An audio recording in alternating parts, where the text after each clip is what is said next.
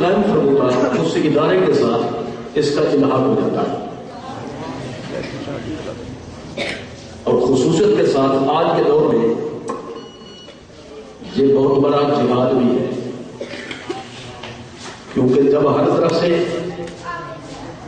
اللہ تعالیٰ کے احکام کا مذاق اڑایا جا رہا ہے، حضور پیغمبر اسلام صلی اللہ علیہ وسلم پر کیچڑ اچھالا جا رہا ہے،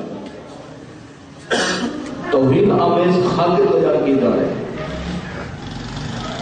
اور غیر مسلم تو غیر مسلم رہے، کلمہ پڑھنے والے بھی ایجنٹی کا کردار ادا کر رہے ہیں، اور ہر طرف سے قطغن ہیں، بین ہیں، پابندیاں ہیں. تو ایسے میں حضور کی غلامی کا مظاہرہ کرنا بہت بڑا جہاد ہے. اخروی طور پر اس کا جو اجر و ثواب ہے، اس کو بیان کرنے کے لیے بہت تفصیلات ہیں، لیکن میں صرف ایک بات پر اس کا اکتفا کرتا ہوں. سنن ابن ماجہ جو سیاست کی مشہور کتاب ہے، اور عموماً مختصر اسے کہہ دیا جاتا ہے ابن ماجہ. حدیث شریف کی 6 مشہور کتابیں جو دورہ حدیث میں شامل ہے، طالب علم جب تک ان کا درس نہ دے وہ فاضل شمار نہیں ہوتا، دستار فضیلت کا مستحق نہیں گنا جاتا. ان 6 کتابوں میں چھٹی کتاب ابن ماجہ، اس میں یہ حدیث موجود ہے، اور اس حدیث کی جو مزید تفصیلات ہیں وہ صحیح بخاری اور صحیح مسلم میں بھی موجود ہے، پائی جاتی ہے. میں سب کو ملا کر اس کو خلاصہ آپ کے سامنے رکھ رہا ہوں. کچھ لوگ حضور سید عالم صلی اللہ علیہ وسلم کی خدمت میں حاضر ہوئے. شدید گرمی کا موسم تھا، یوں سمجھے کہ جیسے جون جولائی میں گرمی ہوتی ہے پاکستان میں، یہ موسم سمجھ لیں. وہ لوگ حضور کے دربار اقدس میں اس حال میں حاضر ہوئے کہ انہوں نے اون کا موٹا لباس پہنا ہوا تھا. اون کا بہت موٹا لباس جیسے کمبل ہوتے ہیں، تو ان کی قمیصیں سمجھ لیں یا ان کے تہبند سمجھ لیں، جیسے کہ رواج تھا اس دور میں. تو اون کا موٹا لباس انہوں نے گرمی کے موسم میں پہنا ہوا تھا. آپ غور فرمائیں، ادھر گرمی اور پھر اتنا گرم لباس، تو ان حضرات کی کتنا کیفیت ہوگی. حضور رحمت للعالمین صلی اللہ علیہ وسلم نے جب ان کی غربت کو دیکھا، ان کے افلاس کو دیکھا، تو سرکار کی چشمان مبارک سے آنسو بہہ گئے. اب حضور صلی اللہ علیہ وسلم نے مسجد نبوی شریف میں اس موضوع پر خطاب فرمایا، اور ان لوگوں کی اعانت کے لیے حضور صلی اللہ علیہ وسلم نے اپنے غلاموں کو حکم دیا. حدیث شریف میں کہ ایک صحابی کھڑے ہوئے، انہوں نے بڑے مجمع میں یہ کہا، عندی قضا و قضا، عندی قضا و قضا. حضور میرے پاس اتنا مال موجود ہے میرے گھر میں ابھی لے کر آتا ہوں، حضور کی خدمت میں پیش کرتا ہوں. دوسری بات میں ہے کہ وہ جب اپنے گھر گئے اور واپس آئے تو ایسا بہت بڑا تھیلا تھا جس میں مختلف قسم کے سکے سمجھ لیں یا درہم سمجھ لیں، دینار سمجھ لیں، جو ان کے ہاتھ سے اٹھائے نہیں جا رہے تھے، بوجھل شمار ہوتے ہوتے دیکھنے میں لگتا تھا بہت بوجھل نظر آ رہے. انہوں نے حضور صلی اللہ علیہ وسلم کی خدمت میں آ کر اس کو پیش کیا. اب جب صحابہ کرام نے یہ دیکھا تو اب سب کے سب اٹھے اور اپنے اپنے گھر سے اپنی توفیق کے مطابق لے کر آئے اور حضور کی بارگاہ میں ان لوگوں کی اعانت کے لیے پیش کیا. حضور سید عالم صلی اللہ علیہ وسلم نے اس موقع پر جو ارشاد فرمایا وہ میں آپ کے سامنے رکھنا چاہتا ہوں، اسی کی طرف توجہ کرنی ہے. ایک حکم آپ نے فرمایا، من استنى خيرا فعمل به، او قال من استنى سنة حسنة فعمل بها، کان لہو اجرن کاملا ومن اجورہم لا ینقص شیئا. حضور صلی اللہ علیہ وسلم نے ارشاد فرمایا کہ اگرچہ سب نے اس میں حصہ دلایا ہے، لیکن جس شخص نے اس موقع پر پہل کی اور پھر سب کے ساتھ اس کو دیکھ کر ان لوگوں کی اعانت کے لیے حسب توفیق اپنا مال پیش کر رہے ہیں، تو حضور نے فرمایا کہ ٹوٹلی ثواب اسی کے کھاتے میں جائے گا جس نے سب سے پہلے پہل کی. اب اگلی بات یہ تھی کہ ٹوٹلی ثواب اس کے کھاتے میں چلا گیا تو وہ دوسرے تو خالی رہ گئے. تو حضور نے فرمایا ومن اجورہم لا ینقص شیئا، ان کو بھی پورا ثواب ملے گا، لیکن اس کو ڈبل ثواب ملے گا، ایک پہل کرنے کا اور دوسرا ان لوگوں کو پہل کر کے ترغیب دینے کا اپنے عمل کے حوالے سے. محترم حضرات، اب اس حدیث کی روشنی میں بحیثیت مسلمان، بحیثیت غلام رسول صلی اللہ علیہ وسلم ہمیں اس بات پر یقین کرنا ہوگا حضور نے جو فرمایا سچ فرمایا صلی اللہ علیہ وسلم. تو اس کی روشنی میں ہمارے محترم چودھری اکرم صاحب نے جو اس کی بنیاد رکھی، تو ظاہر ہے کہ یہاں پہ کسی نے زندہ نہیں رہنا، آج ہیں ہم کل نہیں ہوئے. تو جتنے لوگ اس سے فائدہ اٹھائیں گے قیامت تک، جب تک یہ جگہ باقی رہے گی، قرآن و سنت کی ترویج ہوگی، سب کا سوال ان کے کھاتے میں جاتا رہے گا. اب میں یہاں پہ موقع سے فائدہ اٹھاتے ہوئے دو باتیں عرض کرنا چاہتا ہوں مزید اس حدیث کی روشنی میں.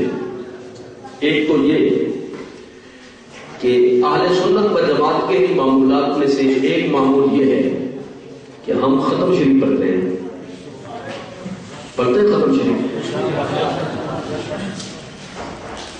اچھا، یہاں پر ایک فرق مزید سماعت فرما لیں. ایک ہوتا ہے ختم کرنا، ایک ہوتا ہے ختم پڑھنا. پڑھنے میں اور کرنے میں فرق ہے. کچھ پڑھنے والے ہوتے ہیں، کچھ ختم کرنے والے ہوتے ہیں. یہ ساری باتیں آپ کے سامنے ہیں. میں جو بات اس وقت آپ کے سامنے رکھنا چاہتا ہوں یہ ہے، کچھ لوگ یہ کہہ دیتے ہیں کہ معلوم نہیں کہ یہ پہنچتا بھی ہے یا نہیں، ختم شریف پہنچتا بھی ہے یا نہیں. اس کو سمجھنے کے لیے اسی حدیث کی روشنی میں آپ کو میں متوجہ کرنا چاہتا ہوں کہ ختم شریف کا کیا مقصد ہوتا ہے کہ نیکی جس کا ثواب بندے کو ملے. نیکی جس کا ثواب بندے کو ملے. اب اس کی دو شکلیں ہوتی ہیں، وہ خود کر جائے یا اس کی طرف سے کوئی دوسرا کر دے. خود کر جائے یا اس کی طرف سے کوئی دوسرا کر دے. دوست یہاں پہ کچھ دوست یہ کہہ دیتے ہیں کہ ختم شریف جب یہ لوگ پڑھتے ہیں تو پھر یہ دعا کرتے ہیں یا اللہ ہم نے جو سورت پڑھی، ہم نے جو تلاوت کی، ہم نے جو یہ اتام و تام کا اپنے حلال مال سے، اس کے حلال سے انتظام کیا، اس کا ثواب سید عالم صلی اللہ علیہ وسلم کے توسل سے تمام نبیوں کو، تمام رسولوں کو، تمام مسلمانوں کو، صحابہ کرام کو، اہل بیت کرام کو، جتنے فقہاء، جتنے محدثین، جتنے صوفیاء، جتنے اہل ایمان گزرے، سب کی روح کو پہنچا دیں. تو کہتے ہیں ایک جو صورت تھی، ملے گا کیا ان کو؟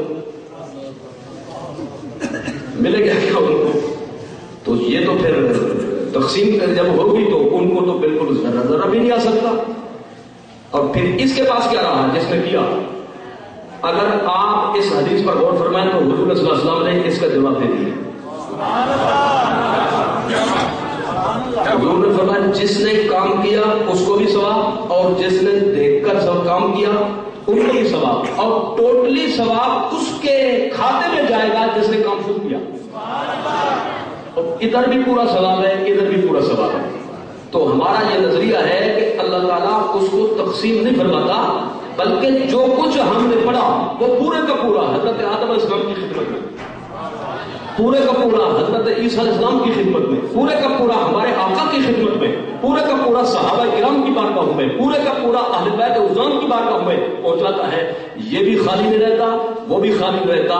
در حقیقت یہ مسئلہ ہے اللہ تعالیٰ کے فضل و کرم کا، اور اللہ تعالیٰ کا فضل و کرم قرآن مجید کی روشنی میں ہر چیز سے بڑھ کر ہے۔ وسعت رحمتی کل شیء، اللہ فرماتا ہے سب سے بڑھ کر جو چیز ہے وہ میرا فضل و کرم ہے، وہ میری رحمت ہے۔ دوسری بات ہے اس سلسلے میں میلاد شریف کا جو پڑھنے کا اور بیان کرنے کا فریضہ ہے وہ بھی پورا ہو جائے۔ اسی حدیث کی بنیاد پر میں میلاد شریف پر بھی چند جملے عرض کرنا چاہتا ہوں۔ حضور نے کیا فرمایا صلی اللہ علیہ وسلم، جس نے نیکی کی بنیاد رکھی اس کو بھی ثواب، اور جتنے اس پر جب تک عمل کریں گے سب کا ثواب اس کے کھاتے میں جس نے بنیاد رکھی ہوگی۔ اب میں پوچھنا چاہتا ہوں کہ ہر نیکی کی بنیاد کس نے رکھی؟ ہر نیکی کی بنیاد رکھنے والا کون ہے؟ میں قرآن و سنت کی روشنی میں پوری ذمہ داری سے عرض کرنا چاہتا ہوں، ہر نیکی کے پھیلانے والے ہمارے آقا صلی اللہ علیہ وسلم، ہر نیکی کی بنیاد رکھنے والے ہمارے نبی ہیں صلی اللہ علیہ وسلم۔ آپ کہیں گے کہ حضور تو سب سے آخر میں تشریف لائے، تو زیادہ سے زیادہ یہ ہے کہ جب سے حضور نے کعبہ شریف کو قبلہ بنایا، مسجد نبوی شریف کی بنیاد رکھی، مسجد قباء کی تعمیر فرمائی، اور جب سے سلسلہ جاری فرمایا، یہ یہاں سے شروع ہوگا۔ میں یہ نہیں کہنا چاہتا، میں یہ کہہ رہا ہوں اللہ تعالیٰ نے کائنات کو جب بنانا شروع کیا، کائنات کو جب بنانا شروع کیا تو جب عمارت ہوتی ہے تو بنیاد کے لیے خصوصیت کے ساتھ پہلی اینٹ رکھی جاتی ہے۔ تو کائنات کی پہلی اینٹ جب رکھی گئی تو نور مصطفیٰ سے رکھی گئی، حضور کے نور مبارک سے رکھی گئی، اور اسی نور مبارک کو اللہ تعالیٰ نے نبوت اور رسالت سے مشرف فرمایا۔ اسی نور مبارک کو اللہ تعالیٰ نے نبوت اور رسالت کا منصب عطا فرمایا، اور حضور علیہ السلام کو بنیاد قرار دیا۔ اس کے بعد جس کو جو عطا ہوا اسی نور مبارک کے توسط سے عطا ہوا، اسی کی برکت سے عطا ہوا، حتیٰ کہ احادیث شریفہ کی روشنی میں بکثرت احادیث موجود ہیں۔ حضور صلی اللہ علیہ وسلم اس جہان میں نورانی اعتبار سے، روحانی پہلو کے اعتبار سے نبیوں کی روحوں کو پڑھاتے تھے، ملائکہ کی ارواح طیبہ کی تربیت فرماتے تھے۔ تو اس کا مطلب یہ ہوا آدم علیہ السلام سے لے کر عیسیٰ علیہ السلام تک جتنے نبی ہیں یہ عالم ارواح میں سب کے ساتھ میرے نبی کے مدرسے کے طالب علم ہیں، متعلم ہیں، حضور کے درس حاصل کرنے والے ہیں۔ تو جس نبی نے دنیا کے اندر جتنا نیکی پھیلائی میرے آقا کے نور مبارک سے سیکھ کر پھیلائی۔ تو ساری کائنات کی بنیاد حضور سید عالم صلی اللہ علیہ وسلم کی ذات پاک ہے۔ تو اب میں جو بات آپ کے سامنے رکھنا چاہتا ہوں، جب سے نیکی چلی، اس دنیا میں نبی رسول تشریف لائے، جس صورت میں بھی نیکی پھیلی اس کی ترویج ہوئی، اشاعت ہوئی، تو حضور نے کیا فرمایا؟ سارا ثواب اس کو ملے گا جس نے اس کی بنیاد رکھی ہوگی۔ تو سارے یہ نذرانے، سارے ثواب، سارے اجر، ساری نیکیاں بنیادی طور پر کس کی دربار میں جائے گی؟ سرکار کے دربار میں جائے گی۔ تو جب حضور علیہ السلام کائنات کے اندر نورانی اعتبار سے